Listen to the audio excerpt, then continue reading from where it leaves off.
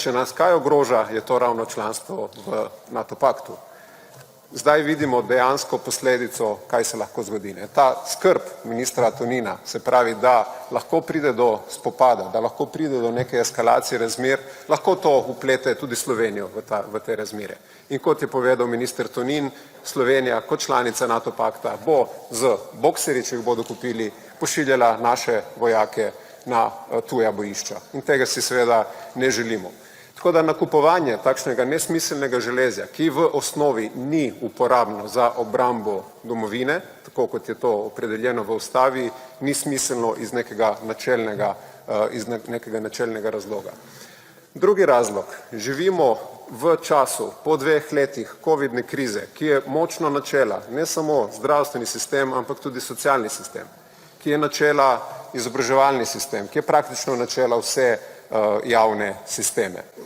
Prejšnji teden smo lahko gledali stavko v zdravstvu in socialnem varstvu, napoveduje se stavka v izobraževanju, ljudje se soočajo z draginjo. Višajo se cene hrane, višajo se cene energentov. Kaj je naredila vlada v teh 2 letih? Ena od prvih potez je bila ta, da sprejme zakon, kako bi porabila 780 milijonov evrov za nakup orožja. To je bil eden od prvih ukrepov v času, ko smo se šele začeli spopadati z covid krizo. In s tem seveda nadaljuje.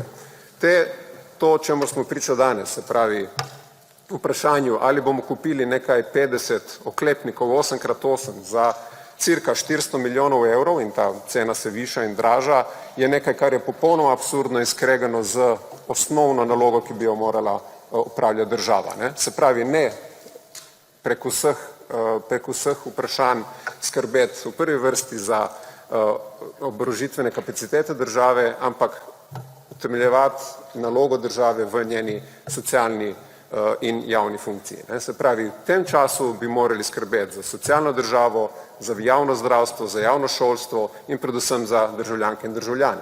Metanje 400 milijonov evrov v oklepnike 8x8 nikakor ne bo prispevalo k temu, da bodo ljudje lažje plačevali položnice v tem času, da si bodo lahko privoščili hrano, da bodo lahko svoje otroke dolgoročno še vedno brezplačno šolali in še vedno brezplačno prihajali do zdravnika.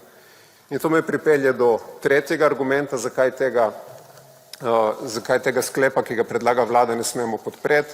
In to je ta, da v bistvu je ta mednarodni sporazum, kot mu pravijo, daleč od tega, da bi bila to neka mednarodna organizacija.